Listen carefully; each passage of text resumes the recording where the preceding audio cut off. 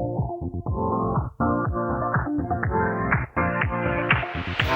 your life within the moment, and don't go wait until the morning.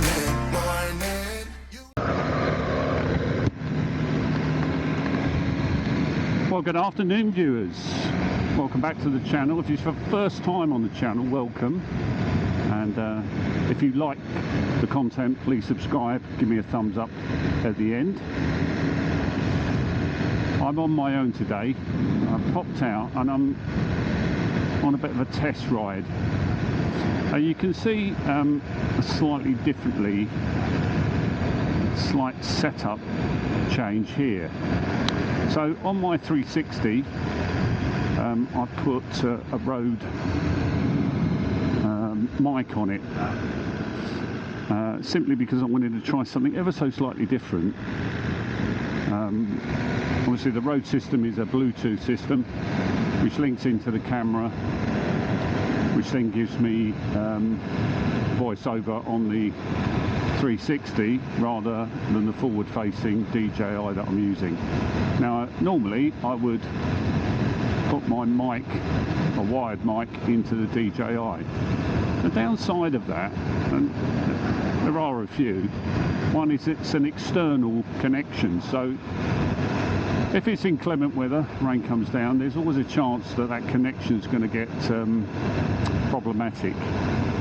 Like anything electrical, if water gets into it, starts to fail, which would be really annoying on our tour, because if I'm having a little chat or I want to make comment about something that we've seen or stop over, and then for some reason that's failed due to a little bit of water, then that gets really annoying, and once it's done, and you can't get that footage back.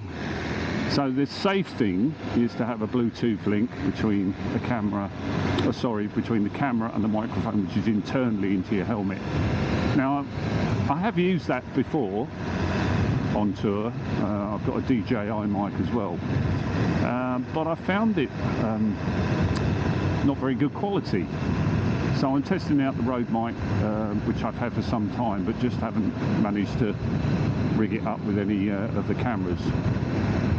But this little setup, over the years I've bought all the bits and bobs, and we'll see how this goes. So this is a sort of ride-out test for the tour that starts Friday at the end of the week. Now most YouTubers that ride motorcycles have got all sorts of different setups. So I've tried a few. We're trying this one, see how it works, and when I do the editing, it should come out reasonably well. Well, we hope it should come out reasonably well. So the other thing is, how long will it last? Well, again, that's a little bit of a test, isn't it? You've got the mic and then the receiver box. Both need charging independently, so I'm hoping it will last for several hours while we're out on a day tour, but I'll test it. But I'm taking everything just in case, so if that fails, then I'll go back to plan A, which is the external mic on the side of the DJI. Now, as far as weather's concerned, we're supposed to be getting about 37 degrees C in Portugal, so the chance of rain, who knows, but you know, depends on the weather and the forecast, but it's not going to probably happen in the first couple of days, so we're good to go there. Well, we shall see. I'm just, like I said, I'm just heading out to a location, nothing spectacular, just a nice little ride in the sun. About 16 degrees today, so quite nice, and if I find somewhere nice, I'm also going to test, make sure the drone's working okay. I've still got my little SE Mini Mav, haven't upgraded that just yet, although that might be on the cards maybe next year. Yeah, pull that up, make sure everything's working. That's registered here in the UK and for abroad, so all good to go. All the tickets are obtained, everything crossed. The I's are dotted and the T's are crossed, as they say. We've got everything ready documentation-wise for the trip. We've done a little pack in preparation for it, and everything goes in all the bags, so that's good news. We've got that 24 hours on the ferry, and the Wi-Fi is a bit limited on there, so I'm going to download a couple of films as well on the laptop, so we're not too bored. Anne's got a book ready for it, and I've got a book as well, so we're not going to be bored, and it's only a day and 2 nights, so not too bad. And then once we're off, our first stop is at a location called Bragança, a town called Bragança in Portugal, which is about 270, I think, 270 miles, something like that. Why there? Okay, I'll let you know. When I served in Her Majesty's Forces, my regiment had an association with the Bragança, in the sense that back, you know, they always loved this in the army, old regiments going back to the 1700s. We were raised back in the 1660s to fight abroad, and Catherine of Bragança was the Queen of England at the time, and she was affiliated to the regiment. She was the wife of King Charles II, and so that's where the connection with Bragança. And one of the regimental marches of the Queen's Regiment, the 1st Battalion, was Bragança.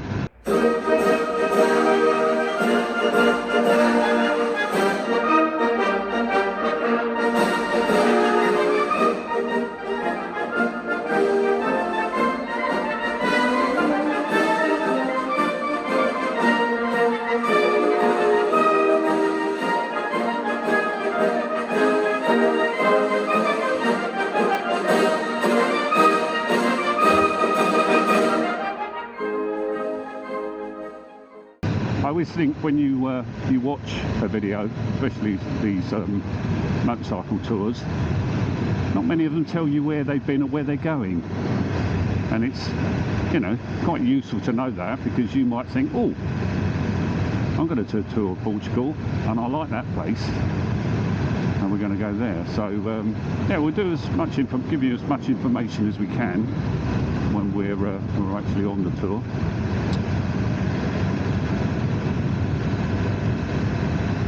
So, as usual, if I see something worth talking about, I will. Otherwise, enjoy the ride with me. And then certainly enjoy the Essex countryside.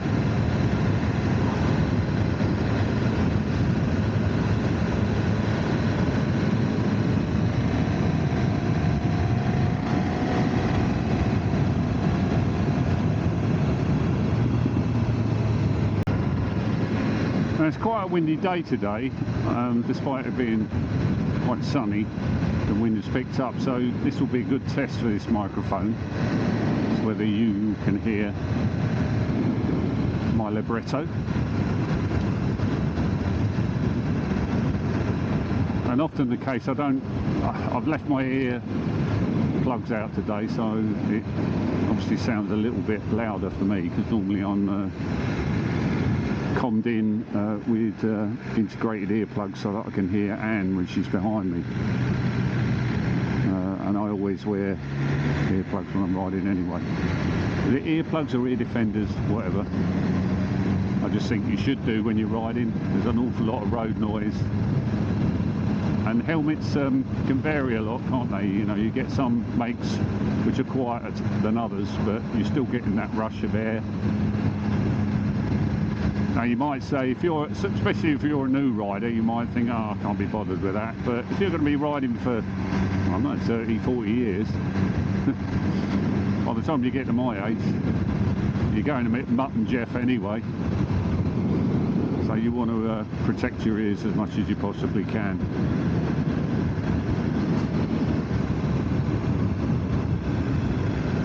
So I'm going to head out to Southwood and Ferrers towards the Rettendon Turnpike. Great name that, isn't it? Turnpike.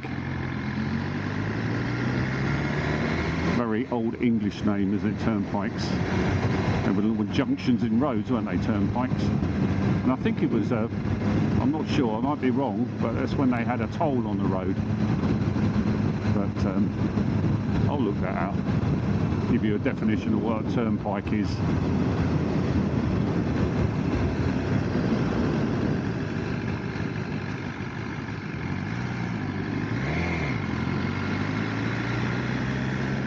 Let's pop out towards the reservoirs. I was intending to go the other way to the reservoirs, but it was a road closed, so come out this way.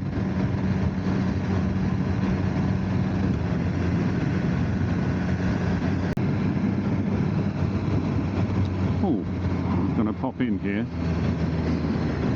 So this particular place is a living memorial.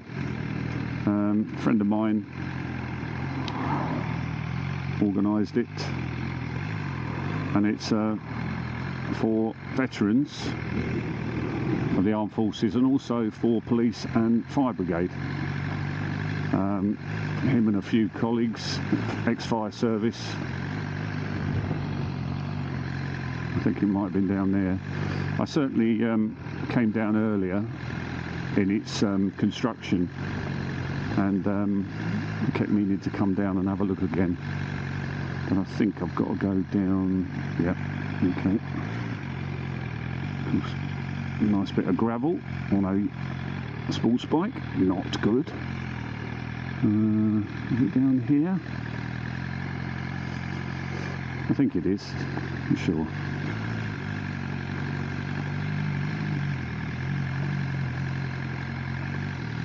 Soon find out when I get down the bottom.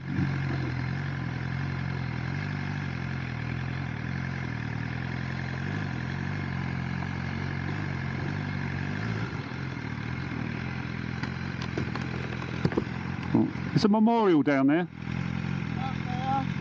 Oh, right, okay. Thank you. So this is the Veterans Living Memorial. Like I said, it's all been donated by, I think, the landowner, who gave permission for each individual group to build a little log cabin. When you go inside, if you look inside, there's little sort of stopovers. This one I think is a military one.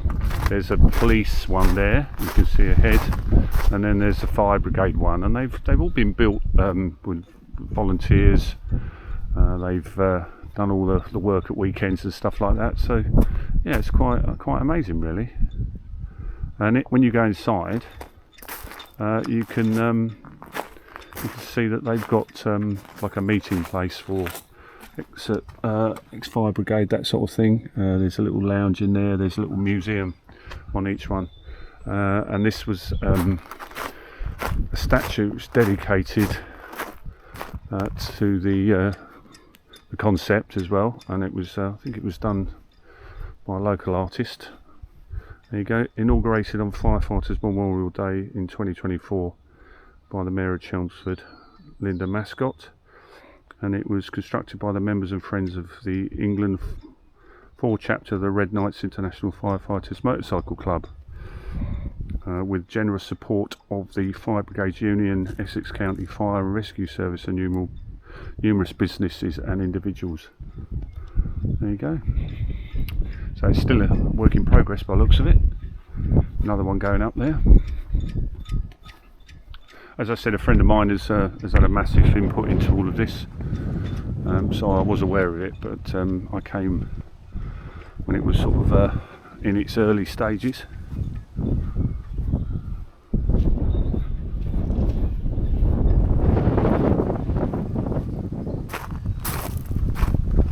Free of charge, anyone can come down and have a look at it.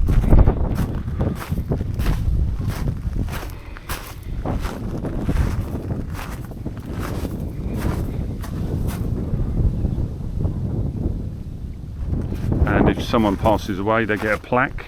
They can come and do that. Looks like there's an airborne memorial over there. Hope you can hear me over the wind. It's a little bit blowy today. From the look of all the poo, there's a lot of geese around here as well.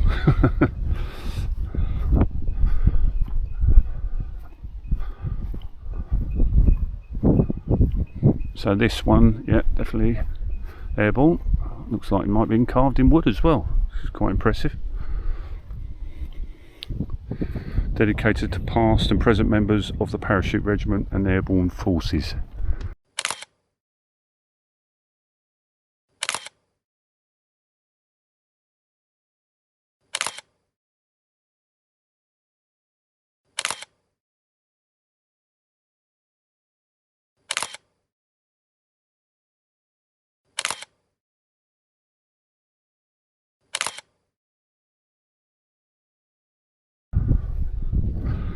There's a little bit of a reconstruction there of the Normandy beaches. Sword Beach, 3rd Division, Juno, 3rd Division, there you go, Gold, 50th Division, Omaha, 4th Division, and Utah Beach, 1st Division. Of course, Utah, Omaha, being American, I think we were Gold and Sword. I think Juno was Canadian, and I might be wrong. My history is wrong, I do apologise, but something like that.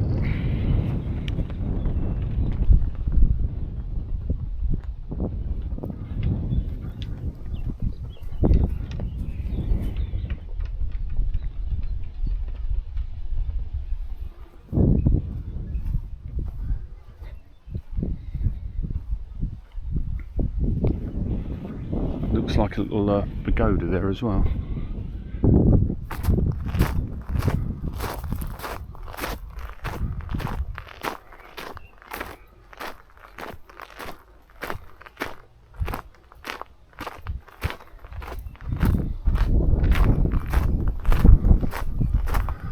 There you go. That's nice, isn't it? Ottawa 14,000 miles, New York 14,500 miles. New Delhi 6,500. Wellington is 10,500.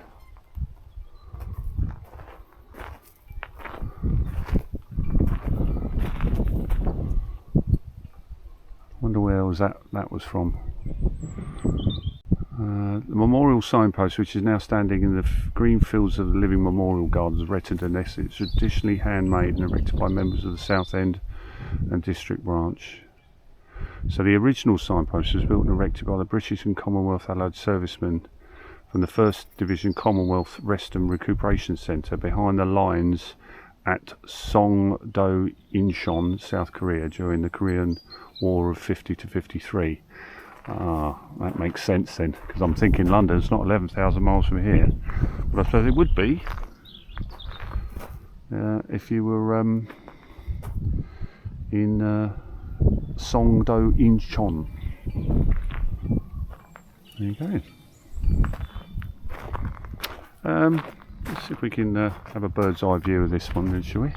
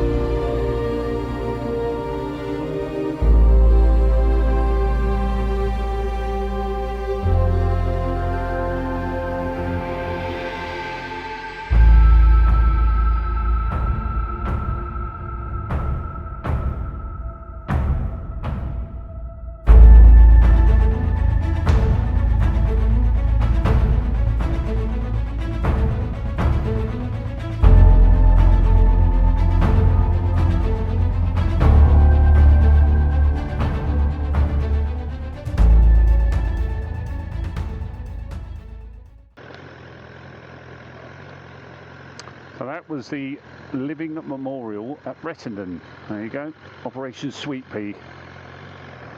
And I think it's lovely, really, that people have put all that effort, love and care to remember the fallen. Not only from the forces, but also from fire service and police service as well. So well done to all those people. So if you're in the area, pop in. It's not great on a bike, but take your time, relax, and you'll get there. Not a problem. Yeah, so slightly unusual, not unusual to find it. I sort of knew it was there, but I kind of fell over it there once, so that was quite nice.